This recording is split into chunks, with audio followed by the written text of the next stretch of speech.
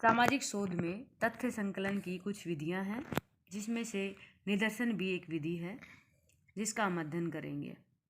निदर्शन की परिभाषा के बारे में हम अभी बात करेंगे। निदर्शन में हमारा प्रमुख संबंध अनुसंधान के दौरान आने वाली उस व्यवहारिक कठिनाई से होता है जिसे हम समग्र या जनसंख्या के नाम से जानते हैं। किसी समग्र के एक भाग के अध्ययन हेतु चयन किए जाने की प्रक्रिया जिसे हम निदर्शन के नाम से जानते हैं। मिल्ट्रेट पार्टन के अनुसार 1900 के पहले निदर्शन के कुछ लिखित परिणाम हमें दिखाई देते हैं, लेकिन वस्तुतः निदर्शन की पद्धति 1920 के बाद प्रारंभ हुई। निदर्शन का पहला प्रयोग संयुक्त राज्य अमेरिका के जनगणना आयोग ने 1940 में किया। एएस बाउले के अनुसार, जिन्हें हम निदर्शन के जनक के रूप में जानते हैं, इन्होंने इंग्लैंड के कुछ परिवारों का अध्ययन इस पद्धति के आधार पर किया। बाउले ने 20 परिवारों के एक समूह में से एक परिवार का अध्ययन कर इस पद्धति को लागू किया। इन्होंने निष्कर्ष के आधार पर आगे चलकर चार्ल्स बूथ एवं राउडरी के इन्हीं परिणामों को बड़े पैमाने पर अध्ययन में लागू किया। ये निष्कर्ष भी बहुत कुछ बाउले के निष्कर्ष के समान थे। इसके बाद सामाजिक विज्ञानों में निदर्शन का प्रयोग लगातार होने लगा और ये प्रयोग लोकप्रिय भी हो गया। पिछले 3 दशक में निदर्शन पद्धति अधिक लोकप्रिय हुई है। अब हम कुछ समाजशास्त्रियों की परिभाषा देखेंगे, जिसमें सबसे पहले हम गुडेम हार्ट के बारे में बहुत कुछ हमने सुना है, उनकी परिभाषा देखेंगे। इन्होंने अपनी पुस्तक मेथड्स इन सोशल रिसर्च में कहा है कि एक निदर्शन, जैसा कि नाम से स्पष्ट है, एक विस्तृत समूह का अपेक्षाकृत छोटा प्रतिनिधि है। इसका मतलब है कि निदर्शन है वो एक बहुत बड़े समूह है, उसके अंदर से हम कुछ लोगों का अध्ययन करते हैं और वो अध्ययन हम पूरे समूह के ऊपर लागू करते हैं।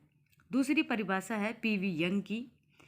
इन्होंने कहा है, एक सांख्यिकी निदर्शन उस संपूर्ण समूह अथवा योग का एक अति लघु चित्र है जिसमें से निदर्शन लिया गया है।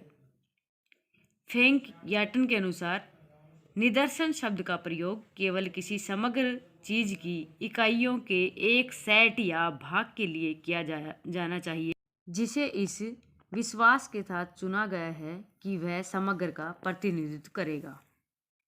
मिल्ट्रेट पार्टन के अनुसार, एक निश्चित संख्या में व्यक्तियों, मामलों या निरीक्षणों को एक समग्र विशेष में से निकालने की प्रक्रिया या पद्धति अथवा अध्ययन हेतु एक समग्र समूह में से एक भाग को चुनना निदर्शन पद्धति कहलाती है। निदर्शन पद्धति के 2 प्रकार हैं। पहला है संभाव्य निदर्शन और दूसरा है असंभाव्य निदर्शन या संभाव्य रहित निदर्शन। संभाव्यपूर्ण, संभाव्यता अथवा संयोग का विचार तब उत्पन्न होता है जब हम किसी के बारे में पूर्णतः आश्वस्त नहीं होते, अर्थात जब हमारे पास संपूर्ण जानकारी नहीं होती, तब हम केवल अनुमान ही लगा सकते हैं। अतः जब सत्य हमारी क्षमता से परे होता है, तब संभावना से ही हमें प्रारंभ करना होता है। जब कभी ऐसी स्थिति होती है कि हम गलत हो सकते हैं, तो संभावना ही हमारी मदद करती है। जैसे क्रिकेट की मैच 2 देशों की टीमों के बीच में है, तो हम अनुभव के आधार पर कह सकते हैं कि कौन सी टीम में, जिस टीम में अच्छे खिलाड़ी होंगे वही उसी टीम की जीत होगी। इसके 2 भाग हैं। पहला है प्रायरी या प्राक अनुभविक और दूसरा है अनुभवजन्य। साइमन फ्लैश के अनुसार इसे प्राक अनुभविक इसलिए कहा जाता है क्योंकि हम ये पहले से स्वीकार कर आगे बढ़ते हैं कि घटनाओं की संभाविता निश्चित होती है। ये संभाविता बिना किसी अनुभव के की जा सकती है। उदाहरण के लिए, एक सिक्के के 2 पहलू होते हैं। अगर आप उसे उछालेंगे तो दोनों की आने की संभावना बराबर बनी रहेगी। इसी तरह पासे के 6 पार्ट होते हैं और इनके आने की संभावना भी 1/6 होती है। सेकंड भाग है अनुभवजन्य। ये अनुभव पर आधारित होता है। एक घटना के घटित होने की कुल संख्या तथा प्रयोगों के संपूर्ण संख्या पर या पाए जाने वाले अनुभव पर आधारित होती है। उदाहरण के लिए, अगर सिक्के को 100 बार उछालेंगे तो अगर 40 बार टेल आता है तो हेड आने की संभावना 40/100 होगी। इसलिए संभावी निदर्शन की संभावना अनिवार्यता इसकी विशेषता है। किसी भी समग्र की प्रत्येक इकाई के लिए निदर्शन में सम्मिलित होने की गणना कर सकते हैं। सरल अर्थों में निदर्शन का चयन इस प्रकार किया जाता है कि इसमें समग्र में सम्मिलित प्रत्येक इकाई को चुने जाने का समान अवसर मिलता है।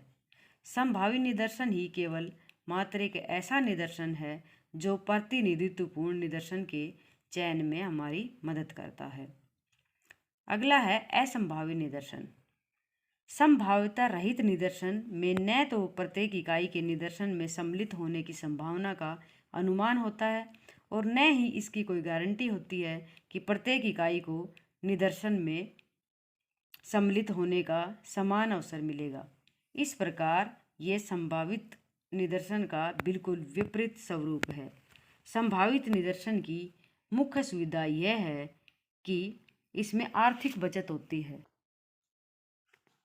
निदर्शन की पद्धतियाँ या विधियाँ। पहली है देव निदर्शन, दूसरी है उद्देश्यपूर्ण निदर्शन का तीसरा प्रकार है स्त्रीत निदर्शन। इसके बाद कुछ अन्य निदर्शन हैं। अब आता है देव निदर्शन की प्रकार। इसके अंदर पहला है लॉटरी प्रणाली, दूसरा है कार्ड प्रणाली, तीसरा नियमित अंकन प्रणाली, चौथा है अनियमित अंकन प्रणाली, पांचवा टिपिट प्रणाली और छठा है ग्रिड प्रणाली। ऐसे ही अन्य निदर्शन है क्षेत्रीय निदर्शन, बहुस्तरीय निदर्शन, सुविधाजनक निदर्शन, स्वयं चयनित निदर्शन, पुनरावर्ती निदर्शन, अभ्यस्त निदर्शन। देव निदर्शन की मीनिंग, इसका अर्थ क्या है? देव निदर्शन हम किसे कहते हैं? देव निदर्शन का आधार अनियमित, असावधानीपूर्ण अथवा अनियोजित निदर्शन से नहीं है, लेकिन इसका आशय यह है कि निदर्शन में प्रत्येक इकाई को चुने जाने का लगभग समान अवसर होता है और इसी आधार पर निदर्शन को नियंत्रित किया जा सकता है। इन इकाइयों का चयन आकस्मिक तौर पर नहीं होता, लेकिन इसका चयन मान्यता प्राप्त पद्धतियों द्वारा सावधानीपूर्वक किया जाता है। यह निश्चित रूप से संभावित युक्त या प्रतिनिधित्वपूर्ण निदर्शन है और ये समग्र में पाए जाने वाले सभी समूहों का प्रतिनिधित्व करता है।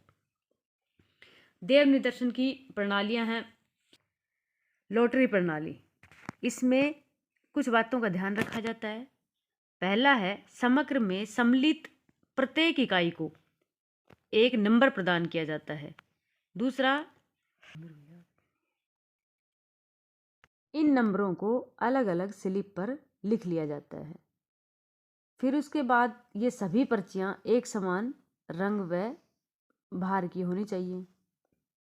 इन पर्चियों को एक बर्तन में डाला जाता है और अच्छी तरह मिला लिया जाता है।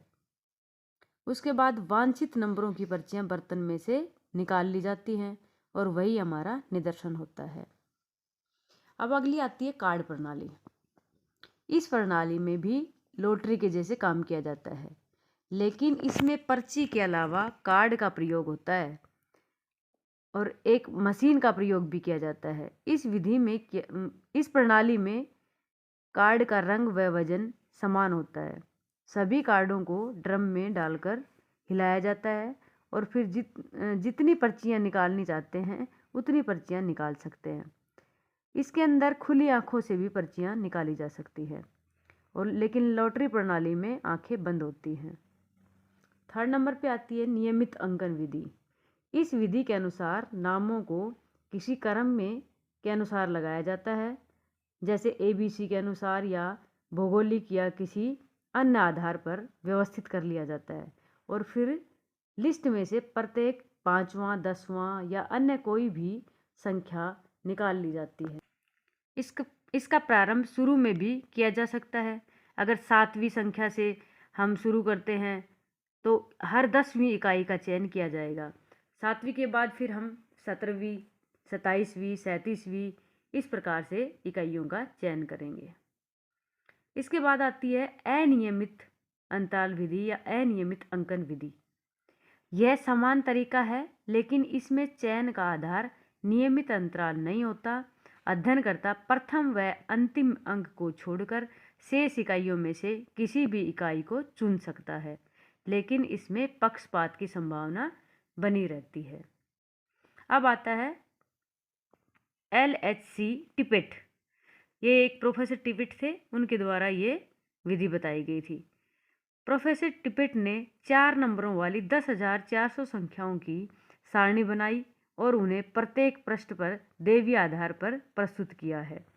इसका निर्माण 41,600 उन संख्याओं में से किया गया है जिन्हें जनगणना की रिपोर्ट में लिया गया था। अब आती है ग्रिड प्रणाली।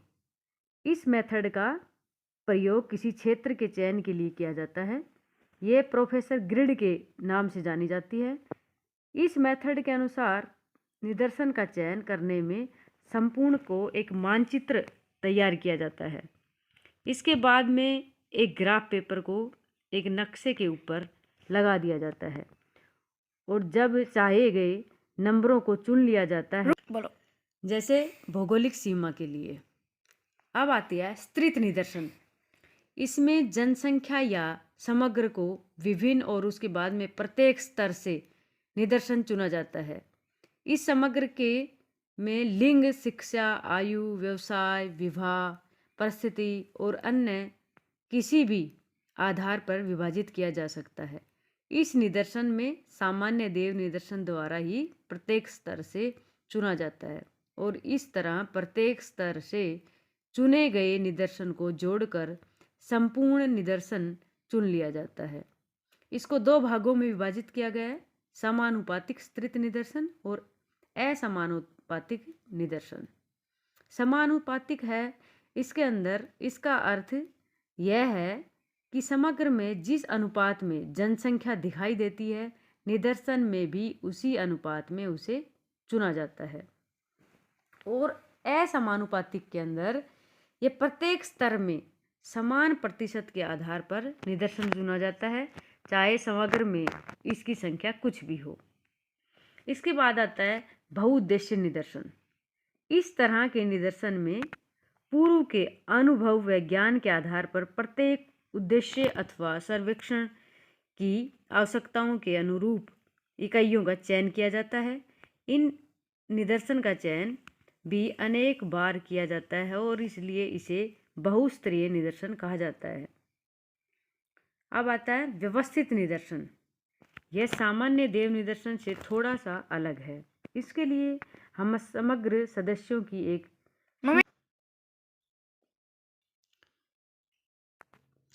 इस तरह व्यवस्थित किया जाता है और उन सभी को चयन का समान अवसर मिले, इसके लिए एक समुदाय में रहने वाले सदस्यों को एक विशिष्ट नंबर दिया जाता है।